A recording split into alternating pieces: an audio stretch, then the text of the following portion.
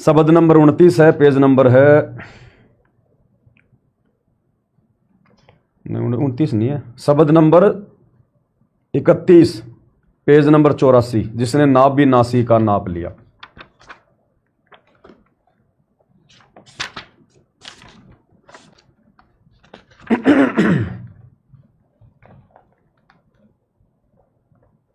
बंदी छोड़ सतगुरु रामपाल जी परमेश्वर जी की जय हो। जिसने नाभि नासी का नाप लिया, उन्हें जाने अजपा जाप लिया। और हाँ, और मुख्य सेवादार थे, उनका तो नाम भूल गया, नहीं तो नाराज हो जाएंगे, मेरे को रोटी नहीं देंगे। अब अंशिका, ए मनदास, दीपक दास। अब 12 बजे जाऊंगा तो अंशिका रोटी लगाएगी सबसे पहले। ताऊ जी रोटी, अब तो भगत जी कहती है, पहले ताऊ जी कहती थी। उन्होंने भी बेचारे, उन्हें बहुत ज्यादा दिन रात लगे रहे उनके साथ में, क्योंकि और तो काम है ही नहीं हमारा कहीं आने जाने का फालतू का। तो सारी आत्माओं ने मिलजुल के परमात्मा की सेवा में अपनी अपनी भूमिका निभाई। जिसने नाभि नासी का नाप लिया, उन्हें जाने अजपा जाप लिया। जिसने नाभि नासी का नाप लिया, उन्हें जाने अजपा जाप लिया। जिसने नाभि नासी का नाप लिया, ये सतनाम की तरफ परमात्मा संकेत कर रहे हैं। सतनाम का जो सुमरण है, गुरुदेव ने बताया नाभि कमल से लेकर वो त्रिकुटी कमल तक होता है, और वो श्वासों के द्वारा होता है, नासिका के द्वारा।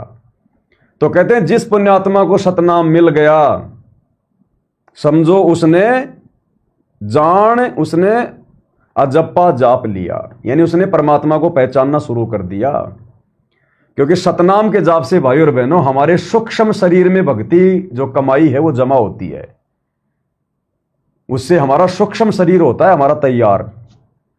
क्योंकि ये जो स्थूल शरीर है ये तो हम लोग यहीं छोड़ जाएंगे, उसके बाद हम जो जाएंगे हम त्रिकुटी पर, तो हमारा सूक्ष्म शरीर होगा।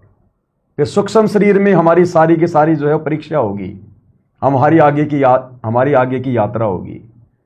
तो सतनाम का जो सुमरण है वो हमारे सूक्ष्म शरीर को तैयार करेगा। जिसने नाभि नासी का नाप लिया, उन्हें जाने अजपा जाप लिया। जिसने नाभि नासी का नाप लिया, उन्हें जाने अजपा जाप लिया। ओ हम सो हम सांस चले, फिर गगन मंडल में ज्योत जले। ओ हम सो हम सांस चले, फिर गगन मंडल में ज्योत जले। उसकी भक्ति बाड़ी खूब खिले, जिसने डाल भजन का खाद लिया। उसकी भक्ति बाड़ी खूब खिले, जिन्हें डाल भजन का खाद लिया। क्या कह रहे हैं गुरुदेव? ओ हम सो हम सांस चले। अब बताओ, कुछ ही दिन पहले वो सूरज प्रकाश नाम का एक भाई मुझे दोष दे रहा था कि पवन दास अनुपदेशियों को मंत्र क्यों बताता है, ये तो गुरु बन गया, गुरु जी ने कब आदेश दिया। अब गुरु जी ने सारा ही मंत्र लिख दिया और भक्तों को कहा कि शब्द गाओ, महिमा करो। अब ये लाइव वीडियो तो भैया सार्वजनिक चल रहा है, अनुपदेशी भी देख रहे हैं, उपदेशी भी देख रहे हैं। तो बताओ इसमें मेरी क्या गलती? मैं तो भगवान की महिमा कर रहा हूं। अब भगवान कह रहे हो श्वास से कौन सा मंत्र चलता है, अब मेरी क्या गलती भाई? मैं तो गुरु जी के आदेश की पालना कर रहा हूं, क्या मैं अपने गुरु की महिमा नहीं करूंगा? ओ हम सो हम सांस चले, फिर गगन मंडल में ज्योत जले। यानी सतनाम मिलने के बाद में भगत की भक्ति तेजी से आगे बढ़ती है, उसकी ज्योति गगन मंडल में यानी सतलोक में जलती है।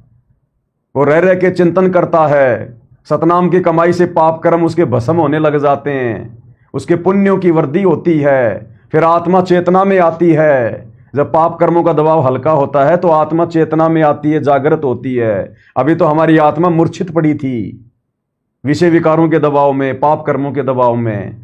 फिर उस भगत की गगन मंडल में यानी सतलोक में ज्योत जलेगी, रह रह के सतलोक की बातें याद आएंगी, चिंतन मनन करेगा कि सतलोक जाना है, परमात्मा के साथ जाना है।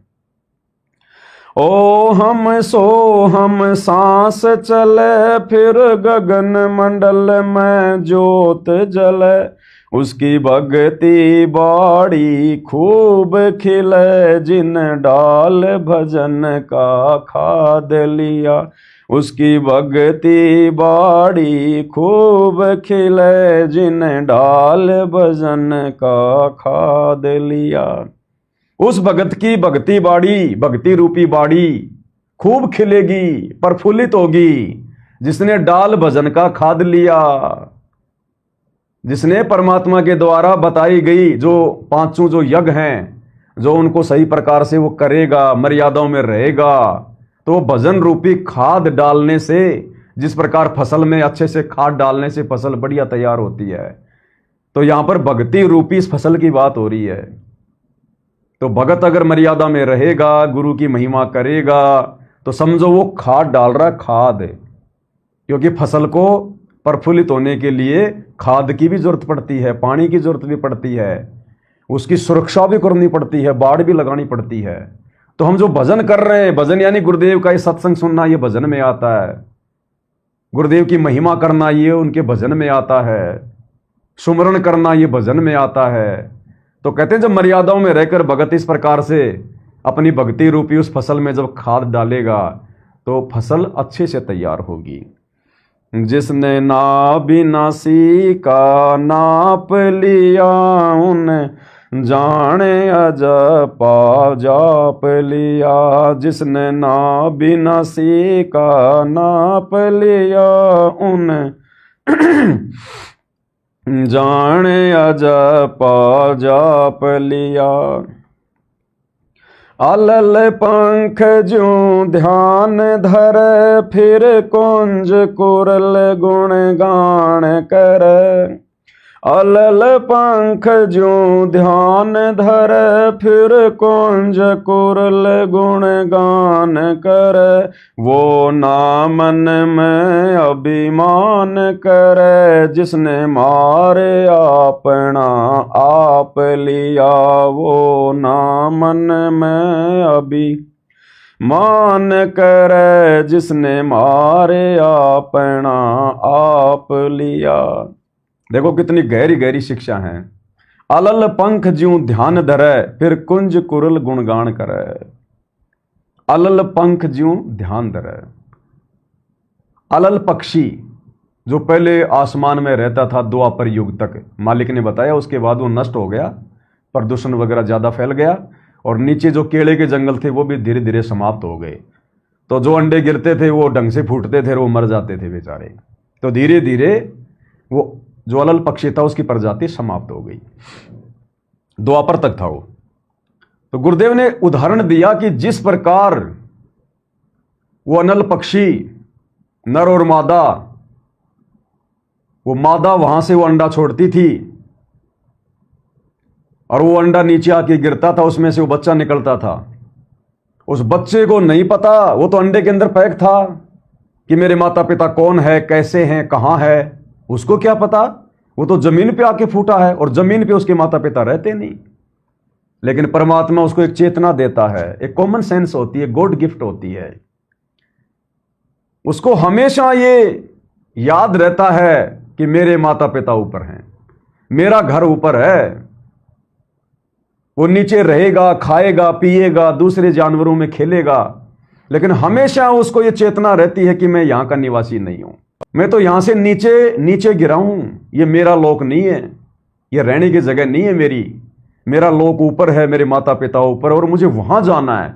उसके लिए वो तैयारी करता है, बढ़िया खुराक खाएगा, काफी ऊंचा उड़ उड़ के देखेगा, वो तैयारी करता रहता हमेशा। तो गुरुदेव ने बताया कि हम आत्माओं ने इसी प्रकार से विचार करना है, इस तत्व ज्ञान को आधार बनाकर।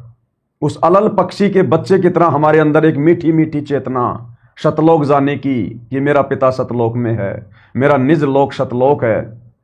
हम यहाँ संसार में भी रहेंगे, घर परिवार में भी रहेंगे, जिम्मेदारियां भी निभाएंगे, लेकिन हमारी विशेष चिंता और तड़प सतलोक में कि जाना मुझे सतलोक है। 21 ब्रह्मांड मेरा नहीं है, ये तो काल का पिंजरा है। मैं तो ऊपर से पटका गया हूं सतलोक से। मेरे माता पिता यानी मेरा भगवान, मेरा गुरु, मेरा परमेश्वर सतलोक में है, मुझे वहां जाना है। तो गुरुदेव भगवान कहते हैं जब भगत इस प्रकार से अलल पक्षी के बच्चे की तरह अपनी चेतना को जागृत कर लेगा, फिर गुरु क्या करेगा?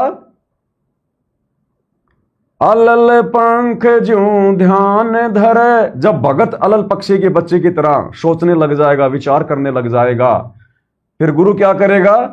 फिर कुंज कुरल गुणगान करे। गुरुदेव ने उदाहरण दिया कुंज पक्षी जो साइबेरिया में रहता है, साइबेरियन, हिंदुस्तान से हजारों किलोमीटर दूर। वो पक्षी वहां पर अपने अंडे देकर लाखों की संख्या में और हिंदुस्तान में आ जाते हैं वो 2-3 महीने के लिए, और हमेशा वो कुरल कुरल कुरल कुरल करते रहते हैं। खाना खाएंगे तो भी, भोजन करेंगे तो भी कुरल कुरल, उड़ेंगे तो भी कुरल कुरल।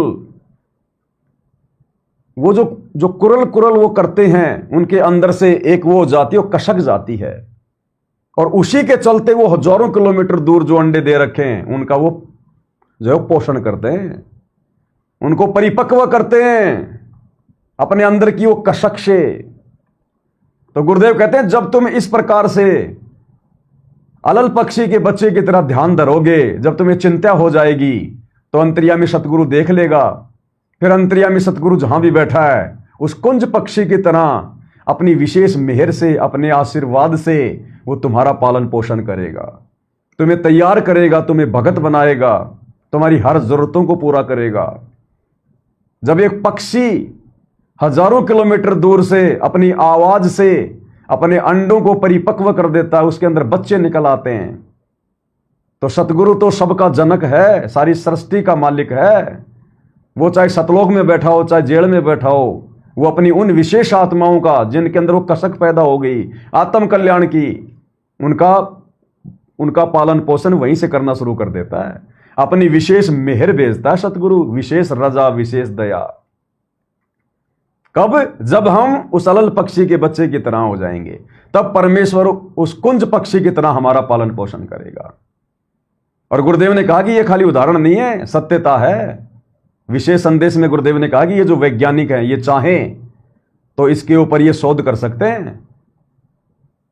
वो कुंज पक्षी वहां अंडे देगी, हजारों किलोमीटर दूर हिंदुस्तान में आएगी और अपनी आवाज से अपने अंडों को पोसती है, और जब वापस जाते हैं तो अंडों से बच्चे निकले हुए मिलते हैं, और जिसका अंडा था वो उसी के पास जाएगी, जबकि बच्चे तो आपस में मिल गए, इधर उधर हो गए। लेकिन जिसका वो बच्चा है, अपनी सुरती से परमात्मा ने उनको जो एक गॉड गिफ्ट दे रखी है, वो बच्चे आपस में घूम रहे हैं, रल रहे हैं, मिल रहे हैं, अंडे वंडे फूट गए, लेकिन वो माताएं तुरंत जाकर अपने उस कसक से अपने बच्चों को पहचान लेंगी, और वो बच्चे भी अपनी मां से लिपट जाएंगे। ऐसे गुरुदेव भगवान वर्तमान में हमसे दूर होकर शब्द रूप में आप और हमारा पोषण कर रहे हैं उन आत्माओं का जिनके अंदर वो कसक पैदा होगी सतलोक जाने की, मर्यादा निभाने की, गुरु को प्रसन्न करने की। जिसने ना बिना सीखा, फिर कहते हैं वो ना मन में अभिमान करे जिसने मार अपना आप लिया। वो भगत फिर कभी अभिमान नहीं करेगा, अहंकार नहीं करेगा, अपने अंदर मान बढ़ाई को जगह नहीं देगा। जिसने मार अपना आप लिया, आप यानी अभिमान, अहंकार, जिसने अपने अहंकार को समाप्त कर लिया। और अहंकार भाई और बहनों गुरुदेव के विशेष आशीर्वाद के बिना समाप्त नहीं होता। ये तो राक्षस है, ना जाने कब अपने सींग खड़े कर दे। इसलिए हमने सतगुरु का कृपा पात्र बन के रहना पड़ेगा, और मर्यादा में रहेंगे, उनको परमेश्वर मानेंगे, हर भक्ति क्रिया करेंगे उनको प्रसन्न करने की, तभी तो गुरु जी मेहर करेंगे। तो अभिमानकार भगवान का खड़ा एक्सीडेंट है। गुरुदेव कहते हैं आधीनी के पास है पूर्ण ब्रह्म दयाल, और मान बढ़ाई मारियो बेअदबी सिरकाल। उस अहंकारी व्यक्ति के सिर पे तो काट। विषयों से मुखड़ा मोड़ लिया, साहेब से नाता जोड़ लिया, विषयों से मुखड़ा मोड़ लिया, सायब से नाता जोड़ लिया, उसने भरम मटकना फोड़ लिया, जिसने पूरे गुरु का साथ किया, उसने भरम मटकना फोड़ लिया, जिसने पूरे गुरु का साथ किया, जिसने नाबिनासी का नाप लिया, उन जाने अजब पह जाप लिया। विषयों से मुखड़ा मोड़ लिया, समझो साहिब से नाता जोड़ लिया।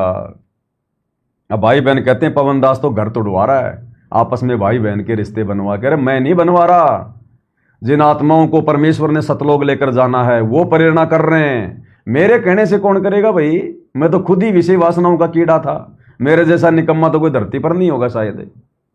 तो परमेश्वर ने पहले मेरा स्क्रू टाइट किया, उसके बाद दास के माध्यम से परमात्मा ने अन्य भाई बहनों तक संदेशा पहुंचाया। दास केवल संदेशा देता है, अब आगे वो बढ़ेगा जिसने अपना आत्म कल्याण करवाना होगा।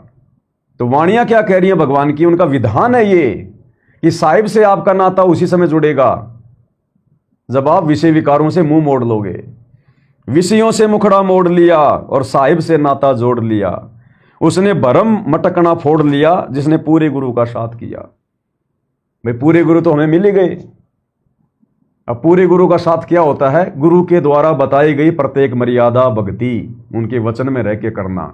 फिर उस भगत को कहीं भ्रमणे भटकने की जरूरत नहीं है। जैसे वर्तमान में 90% संगत सतलोक आश्रमों से जुड़कर भ्रम रही है, भटक रही है, क्योंकि इन लोगों ने पूरे गुरु का साथ नहीं किया। गुरु तो पूरा मिल गया, लेकिन ये उनके वचन नहीं निभा पा रहे, उनके वचनों में नहीं रह पा रहे, मर्यादाओं में रह के भक्ति नहीं कर पा रहे। इसलिए गुरु की गैर हाजिरी में घर पर बैठकर गुरु को परमात्मा मानकर, घर को आश्रम बनाकर, ज्ञान को आधार बनाकर ये भक्ति नहीं कर पा रहे, जिस कारण से कभी रैलियों में भटक रहे हैं, कभी परशुराम की जयंती में भटक रहे हैं, कभी नकली कबीरपंथियों के वहां भटक रहे हैं, जगह जगह आश्रमों में भटक रहे हैं, धक्के खा रहे हैं। क्या रखा उन आश्रमों में? जब भगवान ने सारा कोर्स तुम्हें दे दिया तो बैठ के भक्ति करो ना। तो इन लोगों ने अभी तक पूरे गुरु का साथ नहीं किया है। पूरे गुरु का साथ आप और हम सत्सेवकों को मिला है। हमारी सारी शंकाएं समाप्त है, हमने भ्रमणा मटकना छोड़ दिया। हम घर बैठकर अपने गुरु को प्रसन्न करने वाली क्रिया करते हैं, भक्ति करते हैं, और जब गुरुदेव आएंगे तब दौड़ के जाएंगे। हमें रोक कौन देगा भाई? जिसने नाबिनासी का नाप लिया, उन जाने अजब पा जाप लिया। शुभ कर्मों की डोल बनाई, सत्संग जल से करी सिंचाई। शुभ कर्मों की डोल बनाई, सत्संग जल से करी सिंचाई।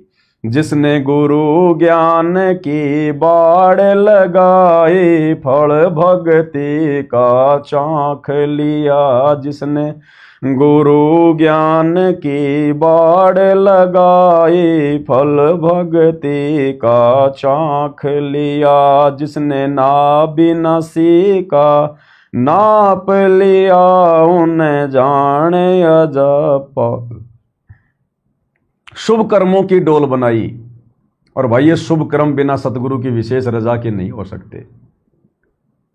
बिगाड़ सकते हैं हम, बना नहीं सकते। तो आज गुरुदेव के आशीर्वाद से उनकी भक्ति करके, उनकी सेवा करके, विधिवत उनके वचन में रहकर शुभ कर्मों की डोल भगत भाई बहन बना रहे हैं, सत्सेवक भाई बहन। बाकी तो राजनेताओं की रैलियों में, परशुराम की जयंती में, जगह जगह आश्रमों में ना कोई मर्यादा, ना कोई मान, ना कुछ, बिगाड़ रहे हैं। तो कहते हैं शुभ कर्मों की डोल बनाई, सत्संग जल से करी सच्चाई। सत्संग रूपी जल, जैसे अगर फसल को अगर जल ना मिले तो सूख जाएगी, इसी प्रकार ये संगत बेचारी सूख चुकी है। इनके अंदर कोई दम नहीं रहा।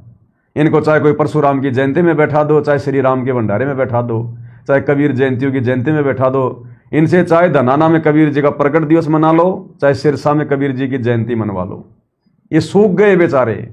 सोचने समझने की शक्ति खत्म। क्यों? क्योंकि इन्होंने ढंग से सत्संग जल से सिंचाई नहीं की। इन्होंने गुरुदेव के सत्संग सुने नहीं, ध्यान से अमल नहीं किया, विचार नहीं किया। और हम सत्सेवकों ने किया, तो परमेश्वर ने फसल को हरी भरी कर रखा है, हमारी मर्यादाओं को बचा रखा है, हमारे को काल के जाल में फंसने से बचा रखा है। और जिसने गुरु ज्ञान की बाड़ लगाई, फल भक्ति का चाख लिया। अब ये गुरु ज्ञान की बाड़ सत्सेवकों ने लगाई, गुरु जी के ज्ञान को आधार बनाकर अपनी मर्यादा नहीं टूटने दी, तो आज देखो भक्ति का फल चख रहे हैं हम। ये गुरु महिमा का मौका आप और हमें मिल रहा है। इन आश्रमों में कोई गुरु महिमा नहीं करता, कोई सत्संगति नहीं होती, कोई शब्द वब्द नहीं गाते वहां पर। डर लगता उनको कहीं नामकरण ना हो जाए अगर शब्द गा लेंगे तो परमेश्वर ने आप और हमारे ऊपर दया करी, क्योंकि हमने गुरु जी के ज्ञान की बाड़ लगाई। जैसे फसल के चारों तरफ बाड़ लगाते हैं, उसकी सुरक्षा करते हैं जानवरों से, उसको कहते हैं बाड़ लगाना। बाड़ सूखी लकड़ियां तोड़ तोड़ के लाके और खेत के चारों तरफ पहले जो है लगा दिया करते थे। आजकल जैसे वो कांटे वाटे लगा देते हैं, उसको कहते हैं बाड़ लगाना। तो ज्ञान आधार रूपी बाड़ सत्सेवक भाई बहनों ने लगाई, और अब गुरु की महिमा करके साथ संगति से जुड़कर भक्ति का वो जो है मतलब फल चख रहे हैं। जिसने ना बिना सीखा नाप लिया, उन्हें जाने अजपा। मुश्किल चढ़ना 10 में दर पे, बंदी छोड़ पहुंचा दे सुन शिखर पे। मुश्किल चढ़ना 10 में दर पे, बंदी छोड़ पहुंचा दे सुन शिखर पे। वो हाथ अपना धर दे सिर पे, जिसने मान गुरु को बाप लिया। वो हाथ अपना धर दे सिर पे, जिन मान गुरु को बाप लिया।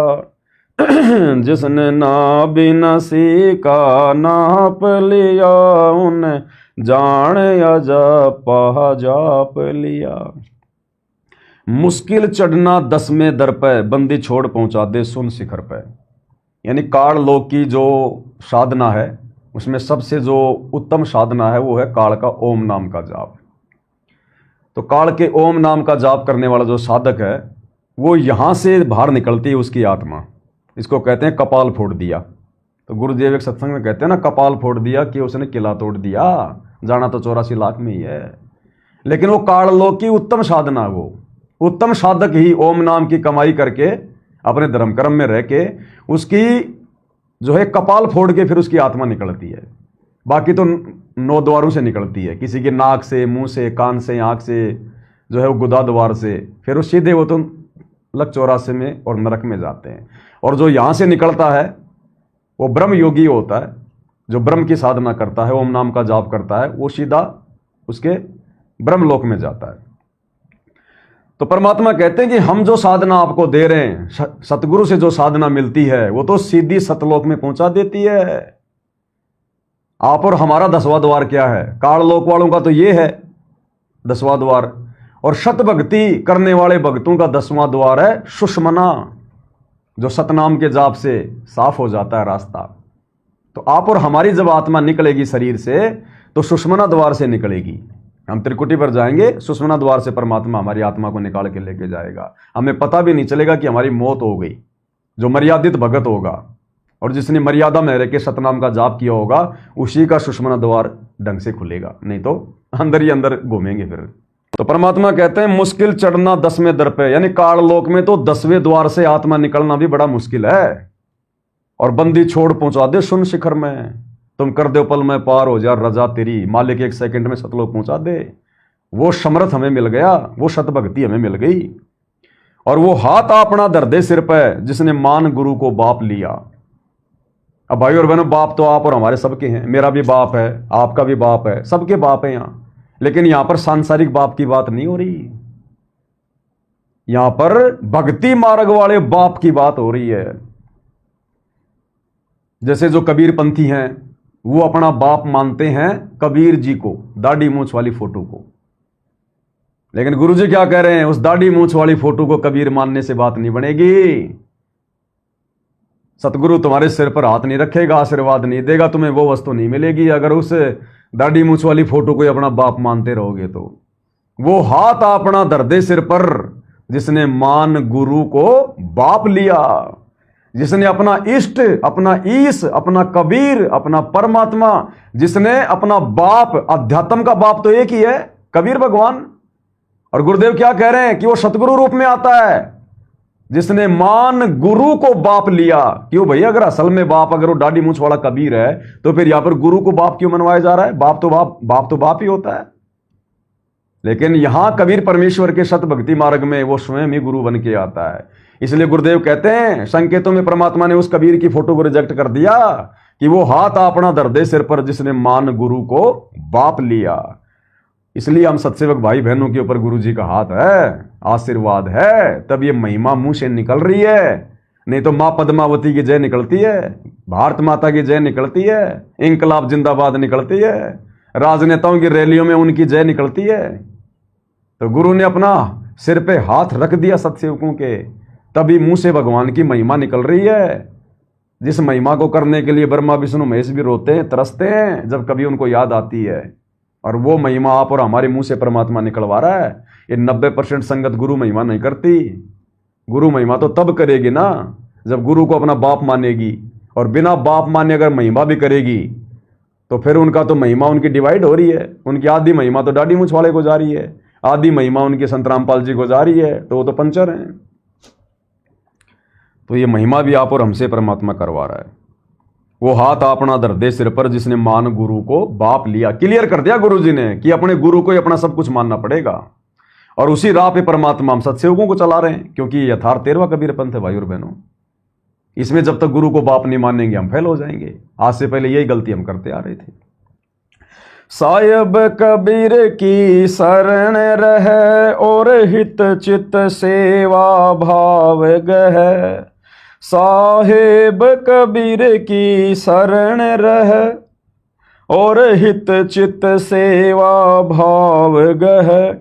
संत राम देवानंजित न्यों कहे, रामपाल मार भजन का हाथ लिया। संत राम देवानंजित न्यों कहे, रामपाल मार भजन का हाथ लिया। जिसने नाबिनसी का नाप लिया, उन जान अजपा जाप लिया। साहिब कबीर की शरण रहे।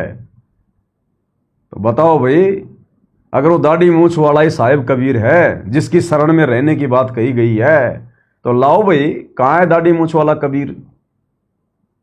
अरे कहां है वो कबीर जिसकी शरण में भगत रहेगा? तो शरण में तो वर्तमान में सतगुरु रामपाल जी की है।